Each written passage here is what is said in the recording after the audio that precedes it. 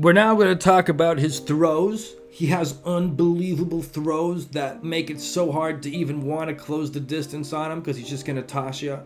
The most common one that he does is the trip. So I wouldn't describe it like you would a foot sweep, a Dayashi Barai, for instance, in judo. This is more of the fact that you thought you were going to be able to take a step that Jon Jones didn't let you take. See, he blocks your foot after applying a rotational force that would make you want to step. So what do I mean by that? Look here, right? He's applied a rotational force to Rampage that's making Rampage need to step, but he blocks that step with his foot, causing Rampage to lose his balance significantly, as you're seeing here, or it could result in a full-blown takedown. Look, he's applied that rotational force, he's blocked the foot, now he's going to take Rashad right over the top. He's even thrown an Olympian, Daniel Cormier, with this move. So, yeah, he's pretty good with this move. The one thing I'll say is even if you mess a move like this up, it doesn't really matter so much. The position you're in is not that out of balance. You can continue to fight pretty easily.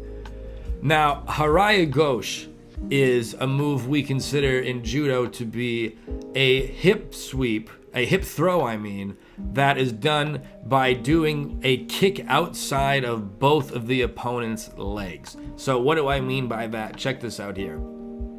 Harai Goshi happens against Stephan Bonnar here when Jon Jones is going to take his leg and step completely outside of Bonnar's both of his legs. With that whizzer, he's now going to continue the force to throw Bonnar right over the top. So let's take a look at that again. See, the leg has stepped over Bonnar's leg. He's now going to continue the force and get a hip throw where he had control of both of the opponent's legs with his leg.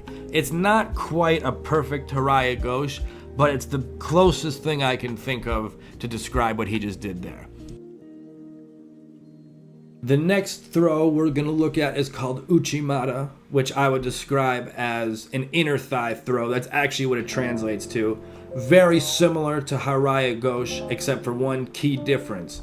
Instead of both legs, Jon's now going to swing that one leg that's up in between his opponent's legs. So watch this. He goes in between. That lifts up one of the opponent's legs, and Jon continues the rotating force until he gets the takedown right there.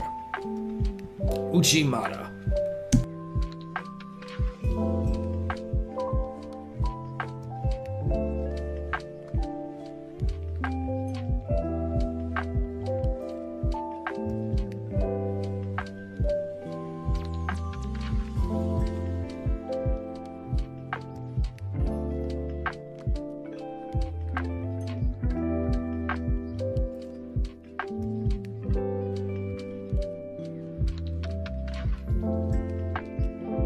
A suplex. Suplexes are borderline mythical. You know, there's something that exists kind of like in Greco-Roman and WWE exclusively.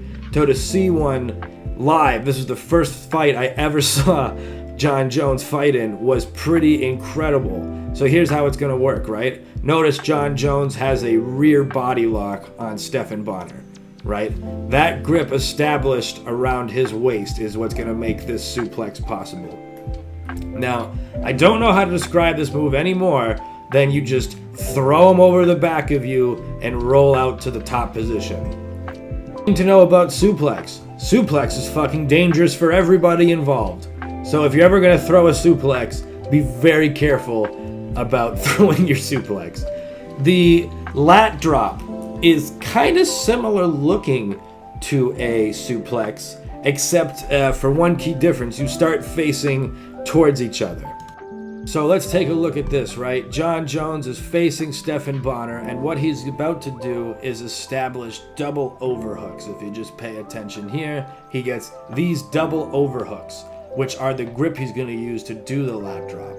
He's then going to use Stephan Bonnar's force against him and throw him over the top in a spinning, rotating-like faction for the lat drop. Let's take a look again. He gets those overhooks. Stephan's pushing on him. He uses that force to throw him right over the top. Got an example of an outside hook type of trip here that I think is really cool. If you watch this, what Jones is going to do is he's going to establish a grip on Hua here that's kind of similar to a head and arm. He's then going to, once he has that head and arm grip, he's then going to reach around with his left leg and he's going to hook Shogun Hua's leg and then apply some force. That's going to take Shogun down here. So he goes down on the side where Shogun has no base and then he throws him there. Also can be done off a single leg. Even though Jon Jones's background is as a Greco-Roman wrestler, he's still nasty with the shot, shooting in for those doubles. And it's kind of crazy. I mean, if you look at guys like a Randy Couture, right, who is another light heavyweight who was a Greco-Roman wrestler, he didn't shoot a whole lot. His whole game was really based around pushing the guy against the cage and taking him down from there. Not only can Jones do that, like I was describing Randy Couture does, he's excellent at just shooting for the legs and taking you down freestyle wrestling style. So the combination of the Greco and the freestyle wrestling techniques, folk style wrestling techniques, I should say, are what make Jon Jones such a unique wrestler and such a unique problem to deal with.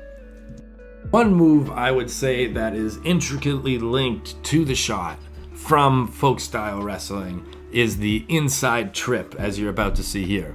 With this trip, what Jon's about to do is apply a inside hook type of thing to the opponent's leg, and then from there he's going to drive over that side, and that is what's going to get the takedown right there. Very often Jon Jones will combine this inside trip, as you see here. He's getting it and he's going to apply the force to make Glover Teixeira trip. He's going to shoot in for a double leg on the cage, right? From here, he can lift you up. And then, he's going to get it. And then he takes you down. But he sets that up first with the inside trip. And then he shoots in after that for the takedown. So, Jon Jones is nasty with one particular version of the single leg finish if the double leg doesn't work. What he's going to do is he's going to start off by shooting and getting a double. So usually this is going to happen whenever a double leg doesn't work. What he's going to do is take his right arm and he's now going to, but also as a defensive tool is what I want to share with you guys. If you're really tall and you don't want that mid-range, a good thing to do is just shoot with the idea of tying him up and not necessarily needing to take him down.